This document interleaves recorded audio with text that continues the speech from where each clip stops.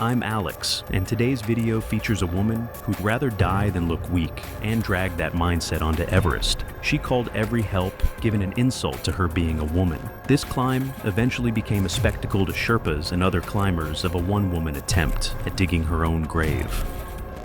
It was April 14th, 2018. It started at the bottom of the mountain, where the warning signs were already piling up before she'd even laced her boots for the first real push. Her name was Davik Solano, 28 years old, blue belt in Brazilian Jiu-Jitsu. Dave wasn't a random thrill seeker. She trained hard, and she had a small following online. She believed in herself deeply, maybe more deeply than anything else, and that belief slowly poisoned her Everest attempt. Davy had built a decent online following over the previous 2 years. Her content was the kind that did well in that era. Cold plunges at 5 in the morning, mat footage from her jiu-jitsu gym, captions about discipline and mental toughness. She'd earned her blue belt about 8 months before the expedition, and friends said that she treated it like a doctorate. It was the centerpiece of her identity, the proof that she wasn't soft. I think what she wasn't, though, was a mountaineer. At base camp, the difference between someone with climbing experience and someone without it isn't always obvious at first. I've heard people move around,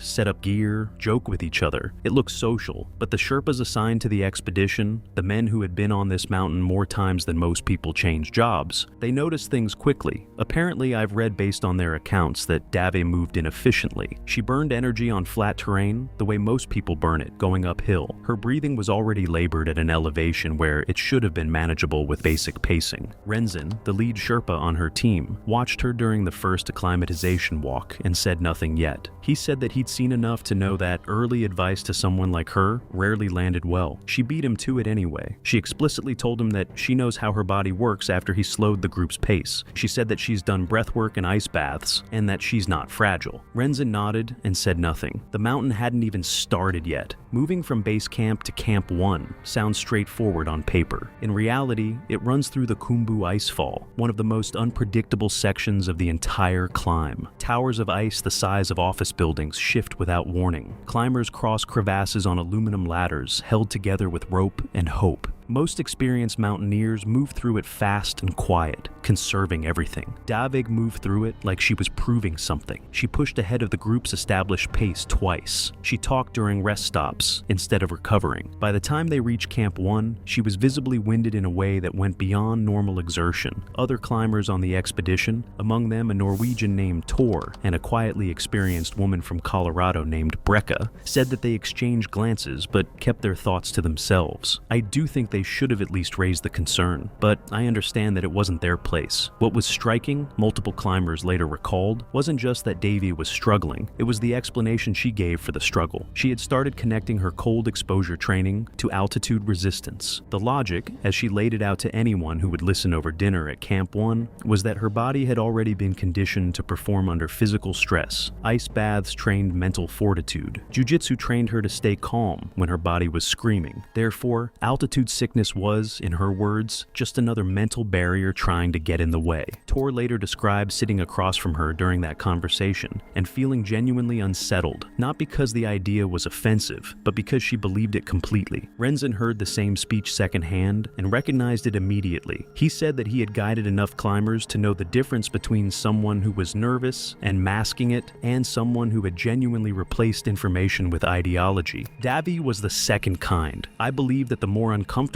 she felt on the mountain, the harder. She leaned into the framework she'd brought with her from sea level. I think the climb wasn't a survival process for her anymore. It was a personal statement, and personal statements on Everest have a very poor survival rate. The push toward Camp 2 was where things stopped being uncomfortable and started being serious. Renzin called a pace check about 2 hours into the climb. Standard procedure: read the group, read the conditions, adjust accordingly. He had been watching Dave's movement patterns for days at that point, and what he saw concerned him enough to say something directly. Her recovery time between steps had lengthened. She was planting her feet with less precision than she had even 2 days earlier. He pulled her aside, kept his voice level, and told her the group needed to consider slowing down or making a short rotation back to base camp to allow her body more time to adjust. She apparently didn't take it well. What followed was loud enough that Tor and Brekka both heard it clearly from 20 feet away. Davi didn't just push back, she reframed the entire conversation. She told Renzin that she knew exactly what he was doing, that men in these environments always found a way to question women's physical capability, that she had trained harder than half the people on this mountain, and she wasn't going to be managed. Renzin didn't raise his voice. He repeated his assessment calmly and said the recommendation stood. She told him, in fairly direct language, where he could put that recommendation. The group absorbed this in silence. Brecca later described the atmosphere as immediately changed. Not tense exactly, but altered. The kind of shift that happens when a dynamic that everyone had been quietly tolerating suddenly becomes impossible to ignore. What made it worse was the specifics of what she refused. Renzin hadn't been asking her to quit. He'd suggested supplemental oxygen planning for the upper sections and a modified pacing schedule, both of which are standard, both of which experienced climbers accept without drama. Dave treated them like personal attacks. I want to pause here for a second, because this is the moment the story turns. Up to this point, Dave had been difficult, overconfident, and stubborn. Those things are frustrating, but they're not automatically fatal. What changed at Camp 2's approach was that she stopped engaging with the mountain entirely and started treating every piece of guidance as an obstacle to her narrative. Everest doesn't care about narratives. It doesn't negotiate with them. It doesn't reward them. This pattern, overconfidence dressed up as resilience, stubbornness reframed as strength, shows up in a significant number of Everest fatalities. The mountain didn't beat those people. Their own refusal to adapt did. The weather on Everest doesn't announce itself politely. It doesn't build gradually the way a storm does at lower elevations, where you get clouds first, then wind, then rain in a sequence you can prepare for. Up here, conditions tightened fast. The temperature dropped sharply overnight between April 26th and 27th, and by morning, the wind had picked up enough that movement required deliberate effort just to stay balanced. It wasn't a storm, not technically, but it was the mountain applying pressure, the way it does when it's testing who belongs there and who doesn't. Davi's body had already been giving answers to that question for days. Now, it started giving them louder. Tor noticed it first during the morning's movement out of Camp 2. Davi's reaction time had slowed in a way that went beyond tiredness. When Renzin called out a route adjustment, most climbers processed it and shifted within a few seconds. Davy took noticeably longer. Not dramatically, but enough. Her coordination had softened. She was placing her feet with less confidence, occasionally overcorrecting her balance on terrain that shouldn't have required it. Her breathing had become labored in a new way too. At base camp, it had been inefficient. Now it was heavy and audible even through the wind, which at that altitude, in those conditions, was not a good sign. And yet she pushed harder. That detail is the one that stuck with everyone who was there. The logical response to a body that is visibly struggling at altitude is to slow down, conserve oxygen, reduce output. Every piece of mountaineering knowledge points in that direction. Dave did the opposite. When she felt herself slowing, she forced more effort. When her breathing got worse, she tried to outpace it. Renzin and the other Sherpas had moved into a quieter mode of observation by this point. They discussed her condition among themselves that evening at Camp 2. The conversation, by multiple accounts, was not optimistic. They weren't being callous. They were being accurate. They had seen this trajectory before, and they knew where it typically ended. What they couldn't do, what no Sherpa can ultimately do, was physically force a paying client to stop. They could advise, they could warn, they could make the case as clearly and as many times as the situation allowed. Davy had already made clear how much that was worth to her. Altitude sickness doesn't ask for permission. It doesn't wait until you're ready, and it doesn't care how disciplined your morning routine is. At a certain point, the human body at extreme elevation begins to break down in ways that are well documented, well understood, and, critically, well recognized by anyone with actual experience on high mountains. The symptoms have a pattern. They follow a sequence, and that sequence, if ignored long enough, becomes irreversible. Davy hit the first clear markers somewhere between Camp 2 and the approach to Camp 3. The headaches came first. She mentioned them in passing, dismissively, the way someone mentions a minor inconvenience. Brecca heard her describe one as just pressure, and watched her take a painkiller and keep moving. Then came the nausea, quieter, less visible, but Tor noticed she had barely touched her food during the last rest stop, which for someone who had been loudly enthusiastic about her nutrition habits since base camp was a shift worth noting. The confusion was the one that scared people. It didn't present dramatically. It wasn't like watching someone lose their mind in real time. It was subtler than that. Small delays in comprehension, responses that were slightly off from what had been said to her, a blankness behind the eyes that came and went. Renzin asked her a direct logistical question about her oxygen supply during a rest stop, and she answered something that didn't quite connect to what he'd asked. He repeated himself. She corrected, irritated, and moved on. What she said about all of it was the part that stayed with the other climbers long after the expedition ended, and even for me. She reframed every symptom out loud. The headaches were her body detoxing from lower elevation comfort. The nausea was resistance trying to talk her out of something great. The confusion, which she either didn't recognize or refused to acknowledge fully, got folded into a brief, slightly rambling speech she gave to no one in particular during a rest stop. Something about how the mind always tried to manufacture exits right before a breakthrough.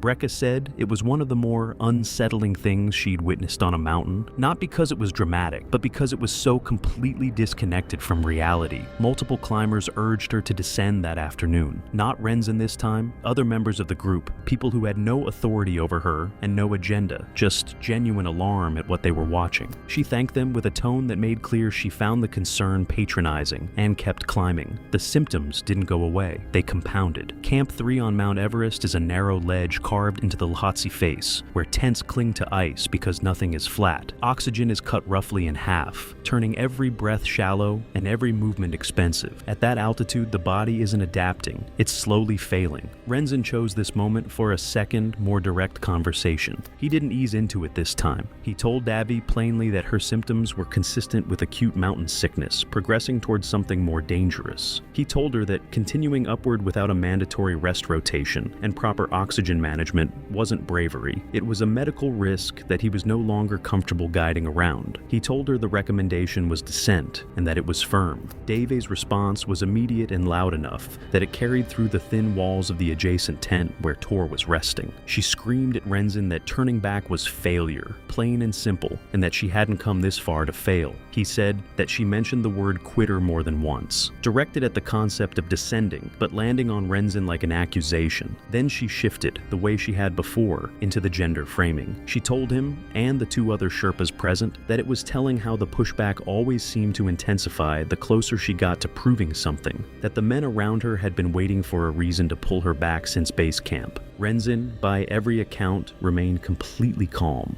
That calm seemed to infuriate her more than an argument would have. The group dynamic had been straining for days. After this confrontation, it fractured. Tor made a quiet decision to increase his distance from her during movement. Brecca stopped trying to engage her in conversation entirely.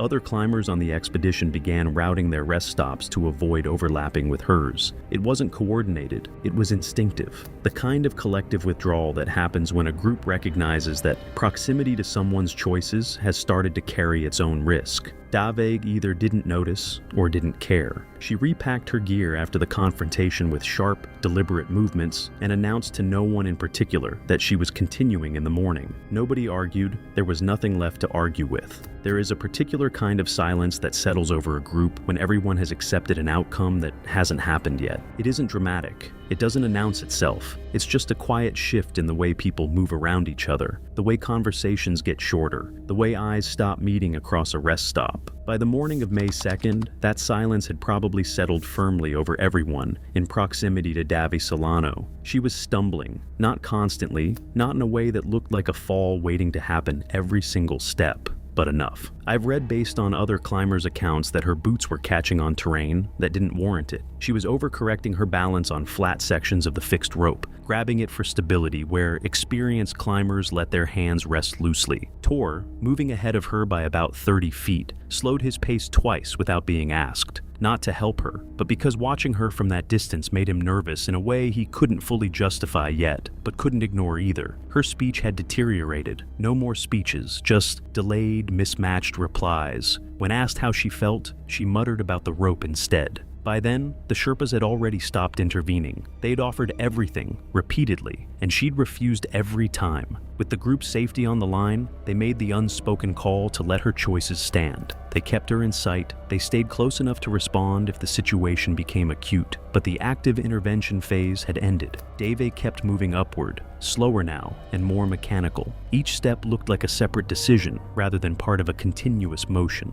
The mountain above her was getting no easier, and her body had long since stopped having anything extra to give it. There was no turning point. That's the thing about this stage of a decline like this. There's no single moment where everything changes. It had already changed. It had been changing for days. What was happening now was just the visible end of a process that started the moment she decided the mountain was something she could argue with. The death zone isn't metaphor. It's a threshold above 26,000 feet on Mount Everest, where the body can't acclimatize. Oxygen is so low that survival isn't adaptation, it's decay. Every minute there is the body burning itself just to keep moving, and the only thing that changes is how quickly it breaks down. Davy crossed that threshold on the morning of May 3rd. I think she shouldn't have been there, not because of any rule or regulation, but because her body had been broadcasting for days that it had already reached its limit several thousand feet below. What was happening to her now wasn't a new problem. It was the same problem, in a place where the consequences of ignoring it had become completely irreversible. Her movement had degraded to barely recognizable progress on Mount Everest, described by one climber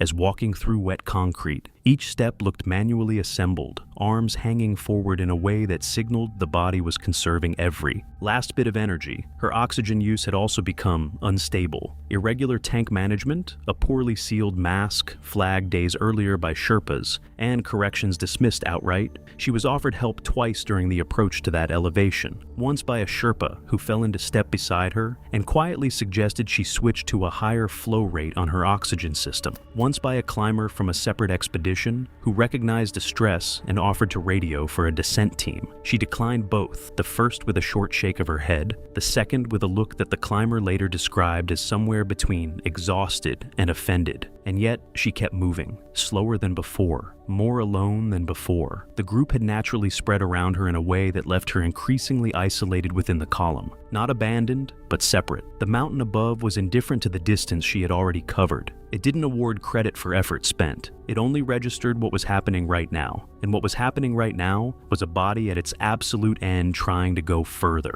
Now, I have to be honest. The accounts from this section of Mount Everest are consistent to the point of discomfort, differing only in angle, not outcome. What they describe isn't a sudden emergency, but a slow, visible breakdown that everyone saw coming and no one could interrupt. Tor was the first to document her sitting down. It was at a section of fixed rope where the standard practice was to clip in, rest briefly if needed, and continue moving. Davy sat, not a crouch, not a lean. She sat fully, on the snow, with her back against the slope and her legs extended in front of her. Tor waited. After several minutes, she hadn't moved. He called out to her. She turned her head toward him slowly, and he said later that the delay between his voice and her reaction was long enough to be alarming. She stood eventually. It took her 3 attempts. Brecca passed her about 40 minutes later and described something similar. Dave was stopped again, this time without even the pretense of a rest clip. She was simply standing still on the rope, staring upward, not moving. Brecca spoke to her directly, asked if she needed help descending. Dave's response was quiet, slower than normal speech, and largely incoherent. Something about not stopping, something about proving it. Brecca couldn't make full sense of it. She stayed for a few minutes, then had to move on. A climber from a South Korean expedition reported seeing her sitting a third time, roughly an hour after Brecca's account. By this point, she was barely responding to direct questions. He described asking her name and watching her look at him for a long moment before answering, as though the question required translation.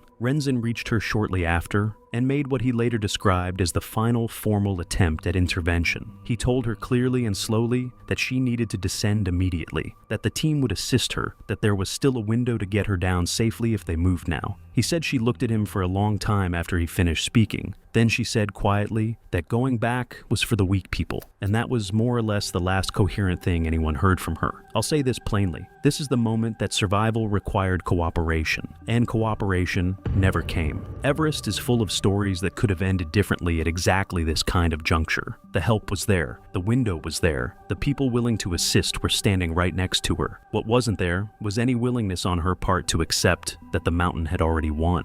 She stopped moving entirely sometime in the mid-afternoon. There was no dramatic moment, no final words that crystallized everything, no last gesture that meant something. She simply reached a point where her body had nothing left to execute the next step, and she sat down in the snow, and she didn't get back up. The mountain didn't do anything special to mark the occasion. The wind kept moving. The temperature kept dropping. Everything continued exactly as it had been. Hypoxia at that stage doesn't look like the movies. It doesn't look like agony. The brain starved of oxygen for long enough, stops generating distress signals with any urgency. What it looks like from the outside is stillness. A person sitting quietly, eyes open sometimes, breathing for a while, present in the most technical sense of the word, and completely unreachable in every sense that matters. Tore passed her position and stopped. He stayed for several minutes, spoke to her, got no response that indicated comprehension. He was carrying his own survival calculus by that point. Every climber in the death zone is, and he made the decision that every climber in that situation eventually has to make. He moved on. Renzin made one final attempt. He crouched beside her, spoke her name, tried to get a response that he could work with. There was nothing usable. He later said he stayed as long as he could justify staying, given his responsibility to the other climbers in his care. Then he stood, looked at her for a moment, and continued down.